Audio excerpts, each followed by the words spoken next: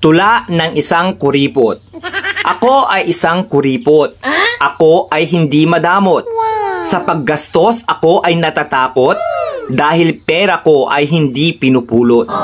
Kuripot ako at ipinagmamalaki ko na hindi ako umaasa kahit kanino. Okay lang kung magkuripot man ako dahil pera ko naman ang sinisinop ko. Ang pagiging kuripot ay hindi masama hanggat di ka nanloloko ng kapwa. Kaya wala akong dapat ikahiya kung naiinggit sa akin ang madla. Kuripot man ako sa inyong paningin, kinabukasan ko ang aking iisipin. Mga paninira ng iba ay di ko diringgin dahil ang makikinabang nito ay ako rin.